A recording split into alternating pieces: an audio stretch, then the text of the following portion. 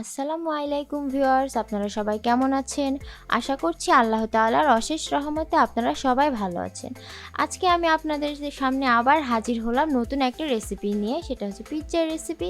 চলুন আমরা প্রস্তুত প্রণালীতে চলে যাই। এর জন্য আমি সর্বপ্রথম 3 কাপ আটা নিয়ে নিচ্ছি। তারপর আমি 2 টেবিল চামচের মতো পাউডার মিল্ক দিয়ে দিব।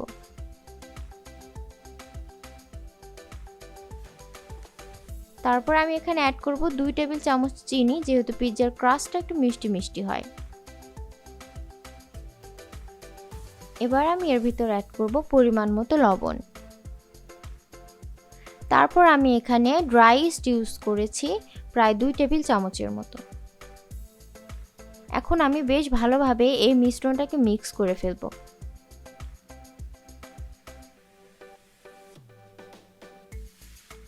তারপর আমি এর ভিতরে কুসুম গরম পানি দিয়ে দিচ্ছি। পানিটা দিয়ে বেশ ভালোভাবে ডোটাকে মেখে নিতে হবে। আর ডোটা কিন্তু খুবই সফট হবে, পিৎজা ডো সাধারণত খুবই সফট হয়।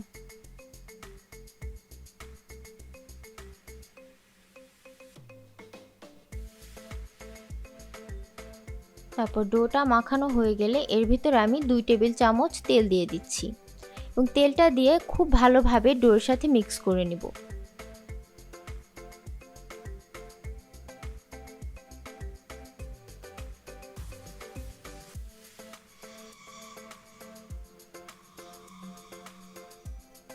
এখানে পিৎজা ডো রেডি হয়ে গেছে, আর দেখতেই তো পাচ্ছেন ডোটা কতটা সফট হয়েছে।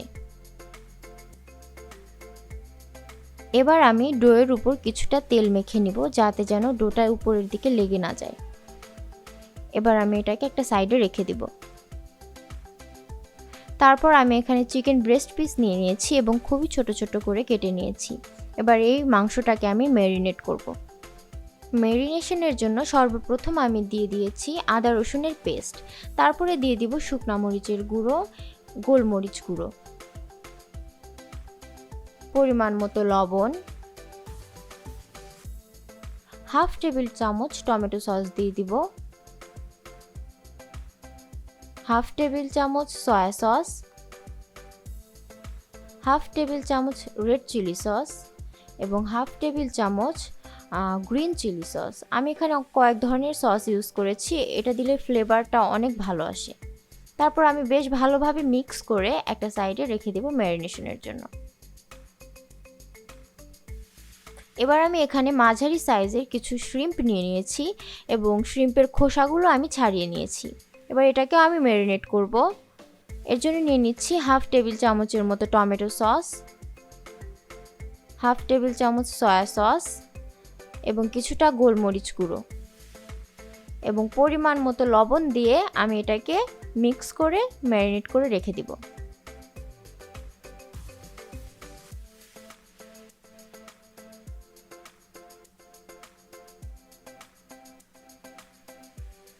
এবার আমি পিৎজার জন্য একটা সস রেডি করব।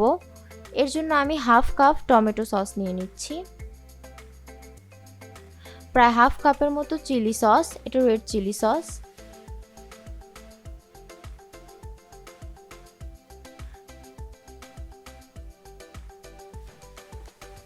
তারপর আমি এখানে অ্যাড করব প্রায় হাফ কাপের মতো গ্রিন চিলি সস,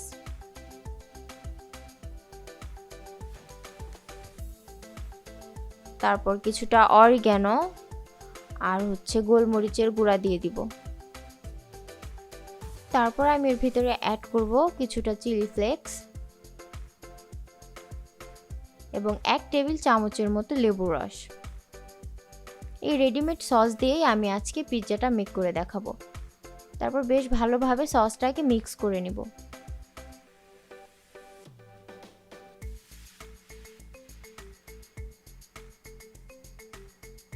আর এটাই হচ্ছে আমাদের আজকের পিৎজা সস। এবার আমি একটা প্যানে কিছুটা তেল দিয়ে নিচ্ছি। তার ভিতরে আমি কিছু রসুন কুচি দিয়ে দিচ্ছি। রসুন কুচিটা হালকা ব্রাউন হওয়া পর্যন্ত আমি ফ্রাই করে নেব।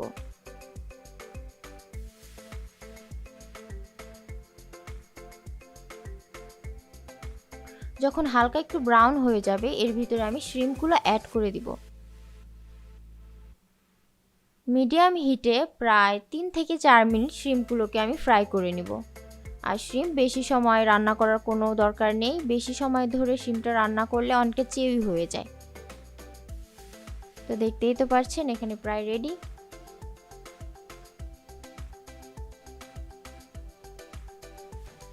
তারপর আমি সেই একই তেলে চিকেনটাকেও কষিয়ে নিব। চিকেনটা দিয়ে বেশ ভালোভাবে নাড়াচাড়া করে নিতে হবে। আর এর ভিতরে এক্সট্রা কোনো পানি অ্যাড করার দরকার নেই, কারণ চিকেন থেকে যথেষ্ট পরিমাণে পানি উঠবে। প্রায় 5 থেকে 6 মিনিট চিকেনটাকে অনবরত নেড়ে কষিয়ে নিব। যখন চিকেন থেকে তেলগুলো উঠে আসবে তখন বুঝতে হবে চিকেন ভুনাটা একদম রেডি।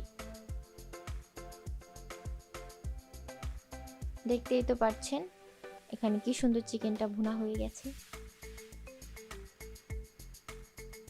এবার পিৎজা মেক করার জন্য আমি কয়েক ধরনের সবজি নিয়ে নিয়েছি।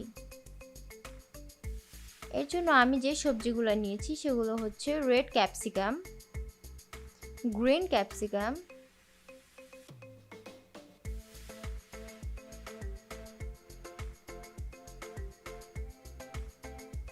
তারপরে নিয়ে নিচ্ছি বেবি কর্ন অ্যান্ড পেঁয়াজের রিং। চলুন এখন আমরা পিৎজার ডোটাকে দেখব। তো ভিউয়ার্স দেখতেই তো পারছেন পিৎজার ডোটা কতটা ফ্লাফি হয়ে উঠেছে। আমি আপনাদেরকে আরেকটু ভালোভাবে দেখাচ্ছি। এবার আমি পিৎজার ডোটাকে বেশ ভালোভাবে মথে নিব। এর জন্য আমি কিছুটা ময়দা নিচে দিয়ে দিয়েছি যাতে যেন নিচে লেগে না যায়। এবার আমি এই পিৎজার ডোটাকে সমান 3 ভাগে ভাগ করে নিচ্ছি, কারণ আমি 3টা পিৎজা বানাবো। তো আপনারা আপনাদের পছন্দ অনুযায়ী কেটে নেবেন কতটা পিৎজা আপনারা বানাবেন সেই অনুযায়ী। তারপর পিৎজা ডোগুলোকে আমি গোল গোল বানিয়ে নিব।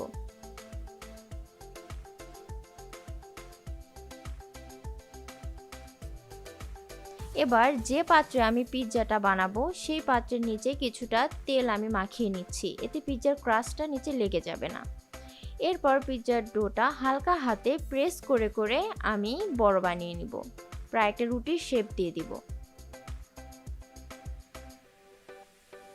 আর এটা হালকা হাতে প্রেস করলে ছড়ে যাবে, যেহেতু পিৎজার ডোটা খুবই সফট হয়েছে। এ পর্যায়ে আমার পিৎজার ক্রাস্টটা রেডি হয়ে গিয়েছে। তো দেখতেই তো পাচ্ছেন আমি কিভাবে কাজটা করছি। এখন আমি কাঁটা চামচ দিয়ে পিৎজার ডোর ভিতরে অসংখ্য ছিদ্র করে দিব, যাতে যেন পিৎজার ক্রাস্টটা ফুলে না ওঠে। ফুলে উঠলে এটা ক্রিস্পিনেসটাও থাকবে না, অনেকটা ব্রেডের মতো হয়ে যাবে।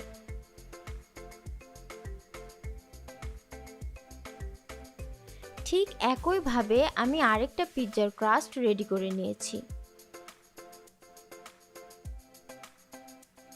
এবার আমি এর ভিতরে সবার আগে পিৎজার জন্য যে সসটা রেডি করে রেখেছিলাম সেই সসটা দিয়ে দিব।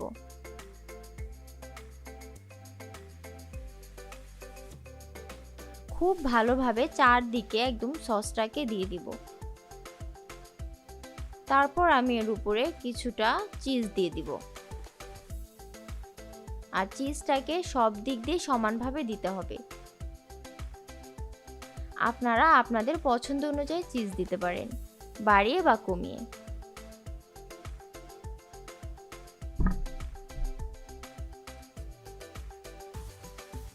তো দেখতেই তো পাচ্ছেন আমি কাজগুলো কিভাবে করছি। এবার আমি এর উপরে চিকেনগুলো দিয়ে দিব।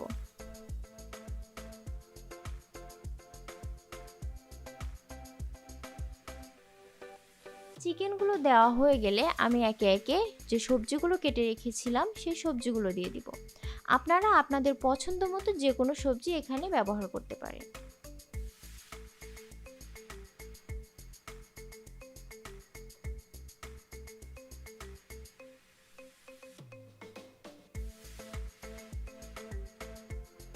এরপর উপরে আমি আরেকটু চিজ দিয়ে দিচ্ছি।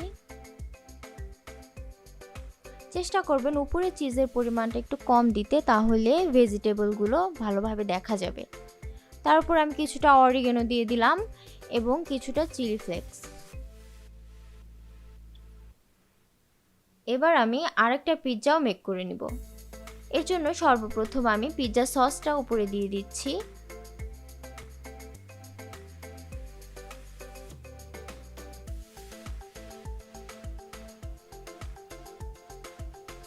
তারপর আমি এর উপর দিয়ে চিজ দিয়ে দিব।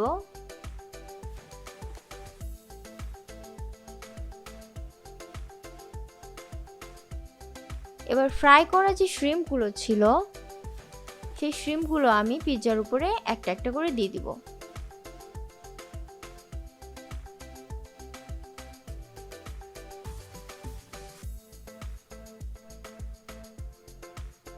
আপনারা চাইলে শ্রিম্পের পরিমাণ আরো বাড়িয়েও দিতে পারবেন।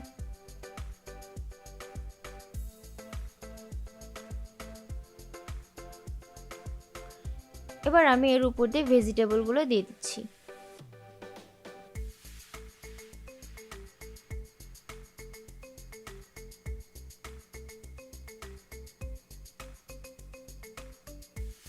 সেম ভাবে আমি এর উপরে কিছুটা অরিগানো আর কিছুটা চিলি ফ্লেক্স দিয়ে দিব। এবার 180 ডিগ্রি সেলসিয়াস তাপমাত্রায় 25 থেকে 30 মিনিট বেক করে নিলে আমাদের পিৎজাটা রেডি হয়ে যাবে। তো ভিউয়ার্স, দেখতেই তো পাচ্ছেন এখানে আমার পিৎজাটা একদম রেডি হয়ে গিয়েছে। আর দেখতে কতটা সুন্দর দেখাচ্ছে, কতটা ইয়াম্মি দেখাচ্ছে। তো ভিউয়ার্স, আপনারা দেখলেন তো কত সহজে বাসায় পিৎজা বানানো যায়।